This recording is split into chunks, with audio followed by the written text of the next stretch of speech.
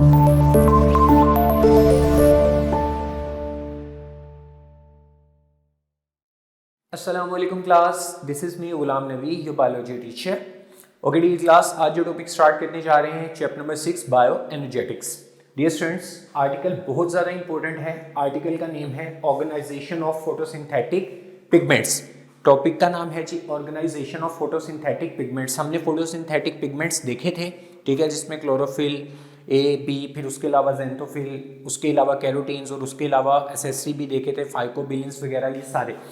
Dear students, अब देखते हैं कि ये फोटोसिंथेटिक पिगमेंट्स अरेंज किस तरह से होते हैं, इनकी ऑर्गेनाइजेशन किस तरह से होती है, ये किस जगह पर किस तरीके से पड़े होते हैं. आज के टॉपिक में हम लोगों ने यही चीज़ देखनी है. डियर स्टूडेंट्स, सबसे पहले एक टर्म आती है जिसका नाम है फोटोसिस्टम्स. अब फोटोसिस्टम्स आपने समझने क्या होते हैं.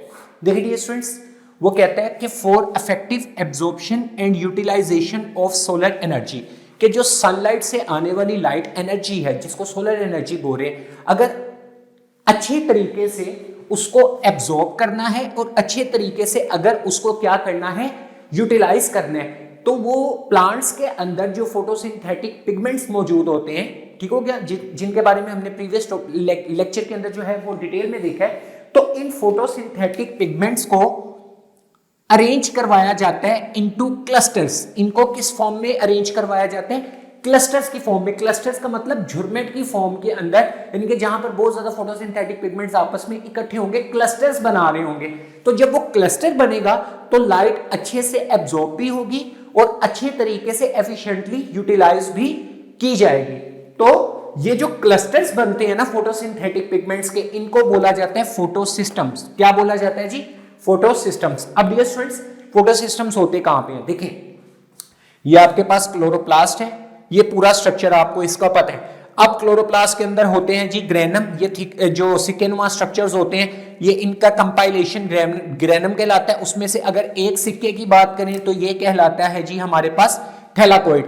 अगर देखा जाए ना, तो ये जो थैलाकोइड की बाहर वाली साइड पे मेम्ब्रेन होती है ना, ये जो क्लोरोप्लास्ट के अंदर थैलाकोइड है, इसकी बाहर वाली मेम्ब्रेन, इस मेम्ब्रेन के ऊपर ये जो फोटोसिस्टम्स या फोटोसिंथेटिक पिगमेंट्स होते हैं, ये लगे हुए होते हैं, वहां पर जुड़े हुए होते हैं, इम्बेड होते हैं. तो ये हो गई इसकी लोकेशन.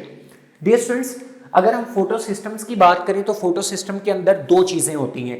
एक का तो हमें पता है कि जी उसमें फोटोसिंथेटिक पिगमेंट्स होते हैं जो कि क्लस्टर्स की फॉर्म में होते हैं, ये चीज हमें क्लियर हो गई. दूसरा, इसके अंदर जो आपके लिए न्यू कॉन्सेप्ट है वो है carriers of electron transport chain. कि एक चेन चलती है जिसको हम इधर डिटेल में पढ़ेंगे, उसको बोलते हैं इलेक्ट्रॉन ट्रांसपोर्ट चेन. तो उस इलेक्ट्रॉन ट्रांसपोर्ट चेन यानी कि ETC, उसके कुछ कैरियर्स होते हैं जो कि इलेक्ट्रॉन्स को ट्रांसपोर्ट करवाने में क्या करते हैं, हेल्प आउट करते हैं. तो दो चीजें होती हैं इस फोटोसिस्टम में, एक तो पिगमेंट्स और दूसरा इलेक्ट्रॉन ट्रांसपोर्ट चेन के कैरियर्स. डियर स्टूडेंट्स, अब देखा जाए तो हर एक फोटोसिस्टम के अंदर दो चीजें और मौजूद होती हैं. Each photosystem consist of light gathering antenna complex and reaction centre. Dear students, अब आप इस डायग्राम के ऊपर आ जाएं. अब देखें, लेट्स सपोज ये जो मैंने आपके पास स्ट्रक्चर बनाया हुआ है ना, ये समझ लें कि ये एक फोटोसिस्टम है. फोटोसिस्टम के अंदर हम लोगों को पता चल गया कि जी इसमें इलेक्ट्रॉन ट्रांसपोर्ट चेन के कैरियर्स और फोटोसिंथेटिक पिगमेंट्स होते हैं. अब देखें, अगर हम एक फोटोसिस्टम की बात करें ना इस पूरी डायग्राम में, तो इसमें सबसे पहले एक होता है एंटीना कॉम्प्लेक्स. क्या चीज होती है? Antenna complex. और दूसरी चीज होती है रिएक्शन सेंटर. अगर ये डायग्राम देखें तो इसमें एंटीना कॉम्प्लेक्स भी और रिएक्शन सेंटर भी है. उससे पहले हम एंटीना कॉम्प्लेक्स की तरफ मूव करेंगे. देखें, जो एंटीना कॉम्प्लेक्स होता है ना, इसमें बहुत ज्यादा पिगमेंट मॉलिक्यूल्स होते हैं. अब वो क्या करते हैं, एंटीना कॉम्प्लेक्स में जो पिगमेंट मॉलिक्यूल्स हैं वो लाइट को क्या करते हैं, कैप्चर करते हैं and pass the excitation energy in the form of high energy electrons to reaction centre. अब आ जाए इधर. देखिए डियर स्टूडेंट्स, ये जितना आपको स्ट्रक्चर नजर आ रहा है ना, ये ब्लू कलर का, ये सारे के सारे, ये जितने स्ट्रक्चर्स हैं, ये हैं जी आपके पास एंटीना कॉम्प्लेक्स. ये सारे एंटीना कॉम्प्लेक्स हैं.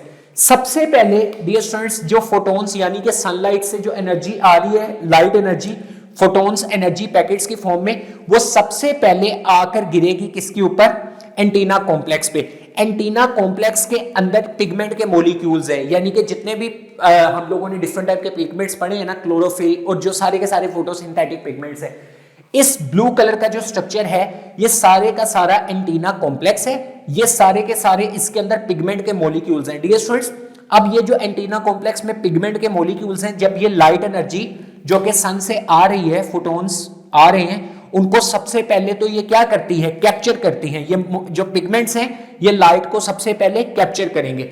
लाइट को जैसे ही कैप्चर करेंगे तो ऑब्वियस बात है कि जब लाइट एनर्जी कैप्चर होगी तो इनका जो एनर्जी लेवल है इन पिगमेंट के मॉलिक्यूल्स का, पिगमेंट मॉलिक्यूल्स का, इनका एनर्जी लेवल इंक्रीज हो जाएगा, क्योंकि उन्होंने लाइट एनर्जी को कैप्चर किया है, एब्जॉर्ब किया है। तो उसके बाद वो ये बात करता है कि उनका जब एनर्जी लेवल इंक्रीज होगा तो वो कहते हैं कि जो एनर्जी लेवल है ना, ये इसको एक्साइटेशन एनर्जी भी बोलते हैं। तो वो कहते हैं कि एक्साइटेशन एनर्जी जो है, लेट्स सपोज यहां पे इस पिगमेंट मॉलिक्यूल के ऊपर पड़ा, इसका एनर्जी लेवल इंक्रीज हो गया, तो ये एक्साइटेशन एनर्जी वाला ये क्या करता है, ये एक एंटीना कॉम्प्लेक्स, ये एक से दूसरे में, दूसरे से तीसरे, तीसरे से चौथे, चौथे से पांचवें, और अल्टीमेटली ये जो आपको रेड कलर का स्ट्रक्चर नजर आ रहा है ना, इसको बोलते हैं रिएक्शन सेंटर। इसको बोला जाता है रिएक्शन सेंटर। तो वो एनर्जी जो है वो किस फॉर्म में, हाई एनर्जी इलेक्ट्रॉन्स की फॉर्म में यहां से एंटीना कॉम्प्लेक्स से पास करती करती करती कहां पर आ जाती है, रिएक्शन सेंटर के पास। ठीक है, तो ये पहले तो हमने देखा antenna complex, ultimately energy electrons, high energy electrons की फॉर्म में वो एनर्जी पास करके रिएक्शन सेंटर के पास।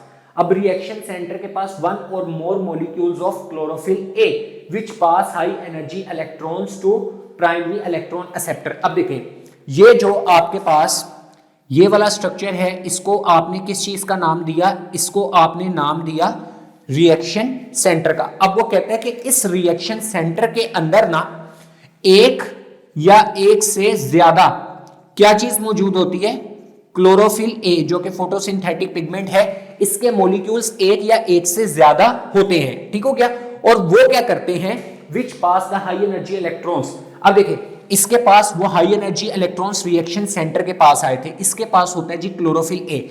जब ये हाई एनर्जी इलेक्ट्रॉन्स इसके पास आ जाएंगे तो इसके अंदर जो क्लोरोफिल ए के मॉलिक्यूल्स हैं वो इस high energy electrons, let's suppose ये वो इलेक्ट्रॉन्स हैं, वो इनको पास कर देंगे नेक्स्ट जिस स्ट्रक्चर के पास, उसको बोलते हैं प्राइमरी इलेक्ट्रॉन एक्सेप्टर। मतलब सबसे पहले इलेक्ट्रॉन्स को ये एक्सेप्ट करने वाला एक स्ट्रक्चर है, इसको बोलते हैं पीईए, प्राइमरी इलेक्ट्रॉन एक्सेप्टर। तो रिएक्शन सेंटर से इलेक्ट्रॉन्स चले गए प्राइमरी इलेक्ट्रॉन एक्सेप्टर के पास। ठीक है, यहां तक डियर स्टूडेंट्स हम लोगों ने टॉपिक को अच्छे से देख लिए। नेक्स्ट जो स्ट्रक्चर आता है उसका नाम है इलेक्ट्रॉन ट्रांसपोर्ट चेन। देखिए, हमने दो चीजें पढ़ ली थी ना इसके अंदर, एक तो हमने पढ़े थे फोटोसिंथेटिक पिगमेंट और दूसरा carriers of electron transport chain. अब देखिए, फोटोसिंथेटिक जो आपके पास फोटो सिस्टम है उसके दो पार्ट्स तो हम लोगों ने देख लिए, एंटीना कॉम्प्लेक्स भी देख लिया, रिएक्शन सेंटर भी। अब यहां पर जो कैरियर्स हैं इलेक्ट्रॉन ट्रांसपोर्ट चेन के, उसकी तरफ आते हैं। अब डियर स्टूडेंट्स, अब इस टाइम इलेक्ट्रॉन्स हैं, इलेक्ट्रॉन प्राइमरी इलेक्ट्रॉन एक्सेप्टर के पास इस टाइम क्या चीज मौजूद है, इलेक्ट्रॉन्स मौजूद है। नेक्स्ट है इलेक्ट्रॉन ट्रांसपोर्ट चेन। वो कहता है कि जो प्राइमरी इलेक्ट्रॉन एक्सेप्टर होता है ना, वो electron acceptor pass them on the series of electron carriers. ठीक है, यहां से आगे वाली साइड पे ना एक इलेक्ट्रॉन के कैरियर्स की एक सीरीज चलती है, उसको बोलते हैं ईटीसी। ईटीसी का मतलब है इलेक्ट्रॉन ट्रांसपोर्ट चेन। तो डियर स्टूडेंट्स, ये जो प्राइमरी इलेक्ट्रॉन एक्सेप्टर हैं, ये इलेक्ट्रॉन्स को आगे फर्दर पास कर देते हैं इलेक्ट्रॉन ट्रांसपोर्ट चेन की सीरीज के ऊपर। और एक चीज याद रखिएगा, जब इस सीरीज के ऊपर इलेक्ट्रॉन्स चलते जाएंगे तो अल्टीमेटली उनका एनर्जी लेवल कम होता जाएगा और वो एनर्जी रिलीज कर देंगे इन द फॉर्म ऑफ एटीपी। ये आपको एडवांस में मैंने नेक्स्ट टॉपिक का थोड़ा सा स्ट्रक्चर आपको समझा दिया। डियर स्टूडेंट्स, अब नेक्स्ट हम मूव करते हैं कि फोटो सिस्टम की बात करें ना, अगर क्लोरोप्लास्ट का ये जो स्ट्रक्चर है, अगर इसमें हम बात करें फोटो सिस्टम की, तो हमें पता है फोटो सिस्टम क्या होता है। फोटोसिंथेटिक पिगमेंट्स जो होते हैं उनके क्लस्टर को फोटो सिस्टम बोलते हैं। तो क्लोरोप्लास्ट में दो तरह के फोटो सिस्टम पाए जाते हैं। डियर स्टूडेंट, एक फोटो सिस्टम पाया जाता है फोटो सिस्टम 1 और दूसरा पाया जाता है फोटो सिस्टम 2। इनको नेम दिया जाता है इनकी डिस्कवरी के ऊपर। डिस्कवरी किस तरह से, अब आप लोगों ने इसको समझना है। देखें, एक है फोटो सिस्टम 1, PS1 भी बोलते हैं। इसको, इसके अंदर जो क्लोरोफिल ए मौजूद होता है ना, अच्छा एक चीज याद रखिएगा, दोनों में क्लोरोफिल ए है, दोनों सिस्टम्स के अंदर ही क्या है, पिगमेंट, इनमें क्लोरोफिल ए ही है। अब जो फोटो सिस्टम 1 है उसके अंदर जो क्लोरोफिल है इसको P700 बोलते हैं। लेट्स सपोज डियर स्टूडेंट्स, ये जो सिस्टम अभी मैंने आपको बनाकर दिखाया ना, सेम, दोनों सिस्टम बिल्कुल सेम है, कोई डिफरेंस नहीं है। ये हम कंसीडर कर लेते हैं अगर ये फोटो सिस्टम 1 है। तो एक चीज याद रखिएगा, ये जो फोटो सिस्टम 1 है ना, इसके अंदर ये जो आपके पास एंटीना कॉम्प्लेक्स में पिगमेंट्स मौजूद है ना, ठीक है, इसमें मौजूद होता है क्लोरोफिल ए, और वो क्लोरोफिल ए P700 इस वजह से इसको बोला जाता है in the reaction centre and it absorbs maximum light of 700 nanometre. हमने एब्जॉर्प्शन स्पेक्ट्रम पढ़ा था, तो वो कहता है कि अगर फोटो सिस्टम 1 है तो इसका मतलब ये है कि इसका जो रिएक्शन सेंटर है, क्या चीज है, रिएक्शन सेंटर। आपको पता है रिएक्शन सेंटर में है क्लोरोफिल ए। अगर क्लोरोफिल ए रिएक्शन सेंटर के अंदर 700 नैनोमीटर की वेवलेंथ ऑफ लाइट को एब्जॉर्ब कर रहा है, तो डेट मींस ये फोटो सिस्टम बन जाएगा आपके पास फोटो सिस्टम 1। और फोटो सिस्टम 2 क्या है, फोटो सिस्टम 2 के भी रिएक्शन सेंटर के अंदर मौजूद होता है क्लोरोफिल ए, बट वो क्लोरोफिल कहलाता है P680। P680 का मतलब है कि अगर रिएक्शन सेंटर के अंदर जो क्लोरोफिल है वो लाइट जो है आपके पास लाइट एब्जॉर्ब करे कितनी वेवलेंथ की, 680 नैनोमीटर वेवलेंथ की अगर लाइट को वो फोटो सिस्टम या रिएक्शन सेंटर के अंदर जो क्लोरोफिल मौजूद है अगर इतनी वेवलेंथ ऑफ लाइट को एब्जॉर्ब करे, तो ये सिस्टम आपके पास बन जाता है PS2, मतलब फोटो सिस्टम 2। तो डियर स्टूडेंट्स, ये कॉन्सेप्ट था आपके पास फोटो सिस्टम का। तो आपने इस स्ट्रक्चर को अच्छे से देखना है, क्योंकि नेक्स्ट लेक्चर्स हमारे इसी से रिलेट करते हैं। डियर स्टूडेंट्स, अब हम नेक्स्ट एक छोटा सा आर्टिकल है, वैसे तो वो बहुत लेंथी आर्टिकल है, मेजर आर्टिकल है फोटोसिंथेसिस। इसके बारे में हम पहले भी काफी डिस्कस कर चुके हैं। अब हमने डिटेल पढ़नी है कि फोटोसिंथेसिस का जो प्रोसेस है, ईच एंड एवरी स्टेप, उसका हम डिटेल में देखेंगे। तो यहाँ पर कुछ ओवरव्यू मैं आपको फोटोसिंथेसिस का करवा दूं। देखिए, फोटोसिंथेसिस एक रिडॉक्स रिएक्शन है, हम प्रीवियस लेक्चर्स में पढ़ते आए हैं। इसमें ऑक्सीडेशन भी होती है और रिडक्शन भी होती है। ऑक्सीडेशन और रिडक्शन का आपको पता है, ये लॉस ऑफ हाइड्रोजन, और रिडक्शन का मतलब है लॉस ऑफ ऑक्सीजन, ठीक है। और भी इसके डिफरेंट मतलब बनते हैं। इसका जो रिडक्शन होता है वो addition of hydrogen, addition of electrons, यहाँ पे removal of hydrogen, removal of electrons को ऑक्सीडेशन बोलते हैं। डियर स्टूडेंट, अगर हम फोटोसिंथेसिस के रिएक्शन की बात करें तो जो इसमें रिएक्टेंट्स हैं वो है कार्बन डाइऑक्साइड और वाटर प्लस लाइट। और ये सारे का सारा रिएक्शन जो है, जो फोटोसिंथेटिक पिगमेंट इसको स्टार्ट करवाता है, ये जो फोटोसिंथेटिक पिगमेंट जो लाइट को एब्जॉर्ब करता है वो होता है हमारे पास क्लोरोफिल। अब देखें, यहां पर वो कहता है इस रिएक्शन में कार्बन डाइऑक्साइड की होती है रिडक्शन। रिडक्शन का मतलब है कि उसके पास आकर लगता है हाइड्रोजन और इलेक्ट्रॉन्स। इसका मतलब क्या हुआ, हाइड्रोजन कहां से आए, प्रीवियस टॉपिक में डिटेल से पढ़ा था कि वो हाइड्रोजन आए हमारे पास वाटर से।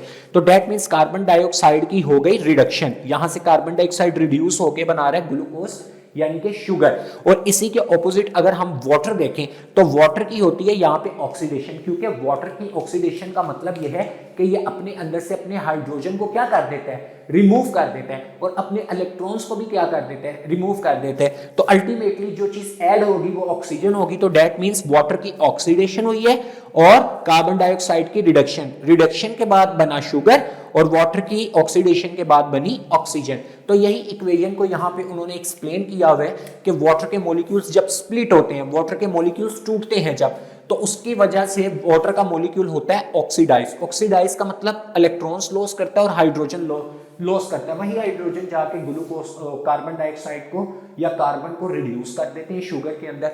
तो वो लॉस कहाँ से होते हैं, वो वाटर से होते हैं। हमने ये पीछे भी चीज डिटेल में डिस्कस की है। और अल्टीमेटली इसकी वजह से ऑक्सीजन बनती है, जो वाटर की फोटोलाइसिस होती है, ये वाटर टूटता है। इसी के साथ साथ जो कार्बन डाइऑक्साइड है वो रिड्यूस हो जाती है शुगर के अंदर, ठीक हो गया। As electron and hydrogens are added to it, जो इलेक्ट्रॉन्स और हाइड्रोजन वहां से रिमूव होते हैं वही इस कार्बन के साथ जाकर क्या हो जाते हैं, अटैच हो जाते हैं। डियर स्टूडेंट्स, वो कहते हैं कि ये एक कोई सिंपल या सिंगल स्टेप प्रोसेस नहीं, जैसे मैं आपको बता रहा हूं ये इतना सिंपल होता नहीं है, बल्कि ये एक कॉम्प्लेक्स मेटाबॉलिक पाथवे है जिसके अंदर खाली एक रिएक्शन नहीं है, सीरीज ऑफ रिएक्शन कंटिन्यूअसली चलते जाते हैं।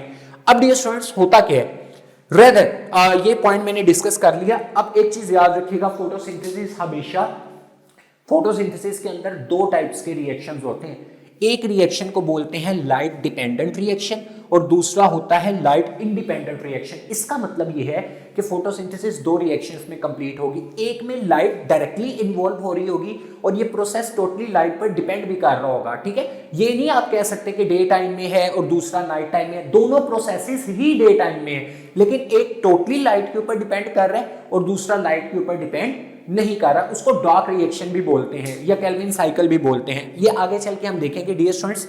अब ये जो लाइट रिएक्शन है ना, ये कहां पे टेक प्लेस करता है, थैलाकोइड की मेम्ब्रेन्स के ऊपर। अब देखिए ना, ये अगर मैंने आपको स्ट्रक्चर बनाकर दिखाया तो ये जो थैलाकोइड की मेम्ब्रेन्स हैं, इसके ऊपर लाइट डिपेंडेंट रिएक्शन क्या करता है, डिपेंड कर रहा होता है। और एक चीज याद रखिएगा, लाइट डिपेंडेंट रिएक्शन में मैं ओवरव्यू बता रहा हूं कि इसके अंदर हमारे पास दो प्रोडक्ट्स है ना, एक वाटर है और दूसरा कार्बन डाइऑक्साइड है। तो ये सारे का सारा लाइट डिपेंडेंट रिएक्शन जो प्ले कर रहा होता है वो किसके साथ कर रहा होता है, वाटर के साथ। और इसमें वाटर ही टूटता है और वाटर ही टूटने से ऑक्सीजन रिलीज होती है जो कि एटमॉस्फेयर में जाती है, ठीक है। और वाटर के टूटने की वजह से दो मॉलिक्यूल्स यहां पर बनते हैं। एक चीज याद रखिएगा, एक तो लाइट डिपेंडेंट रिएक्शन में जो मॉलिक्यूल बन रहे हैं वो बन रहे हैं एटीपी, और दूसरे जो बन रहे हैं वो हाई एनर्जी मॉलिक्यूल्स बन रहे हैं NADPH। और इसके बनने का मकसद यही है कि कार्बन डाइऑक्साइड डायरेक्ट हाइड्रोजन जो यहां से रिलीज होते हैं वाटर से, वो उस कार्बन डाइऑक्साइड को रिड्यूस नहीं कर सकते, बल्कि वो इसको एंजाइम के थ्रू रिड्यूस करवाते हैं। तो ये बनते कहां पर हैं, लाइट इन डिपेंडेंट रिएक्शन में, जिनको लाइट चाहिए, और ये दोनों हाई एनर्जी मॉलिक्यूल्स होते हैं। और डियर स्टूडेंट्स, इसके ऑपोजिट जो आपके पास लाइट इंडिपेंडेंट रिएक्शन है, उसके अंदर क्या होता है, जो हमारी पहली प्रोडक्ट है, पहला रिएक्टेंट है कार्बन डाइऑक्साइड। ये जो कार्बन डाइऑक्साइड है ये आगे चल के क्या होती है, इसमें रिड्यूस होती है। रिड्यूस का मतलब इसके साथ आकर हाइड्रोजन अटैच होंगे। वो हाइड्रोजन ऑब्वियस बात है कि वाटर के टूटने से ही आते हैं, बट वाटर पहले वो हाइड्रोजन देता है NADPH को, NADPH फिर वो हाइड्रोजन किसको देते हैं, कार्बन डाइऑक्साइड को। तो ये इनडायरेक्टली सा एक रिएक्शन चलता है यहाँ पे। तो इसमें कार्बन डाइऑक्साइड रिड्यूस होकर बनाती है शुगर। बट एक चीज याद रखिएगा, जिसमें ये कॉम्प्लेक्स मॉलिक्यूल शुगर बन रही है ना, तो एक चीज याद रखें, लाइट डिपेंडेंट रिएक्शन में जो ATP और NADPH बनते हैं ना, वो जब इस डार्क रिएक्शन के अंदर जाते हैं तो वो NADPH हाइड्रोजन दे देता है कार्बन डाइऑक्साइड को, और जो ATP है ये भी इस रिएक्शन के अंदर क्या हो जाती है, यूज। तो देखिए आप इस रिएक्शन से जब चीज निकलती है तो वो ATP नहीं होती, बल्कि क्या होती है, ADP होती है। और ये ADP दोबारा जब लाइट रिएक्शन में जाएगी तो वो ATP बन के निकलेगी। तो दैट मींस लाइट रिएक्शन जो है वो एनर्जी को, आप कह सकते हैं कि एनर्जी प्रोड्यूसिंग स्टेप है, और जो डार्क रिएक्शन है वो एनर्जी कंज्यूमिंग स्टेप होता है। तो ये एक ओवरव्यू है dear students mechanism of photosynthesis का। और नेक्स्ट टॉपिक के अंदर हम अपना लाइट डिपेंडेंट रिएक्शन से स्टार्ट करेंगे। तो dear student, that was all from today's lecture. Hope so आपको लेक्चर समझ आ गया हो। Take care of yourselves. अल्लाह हाफिज।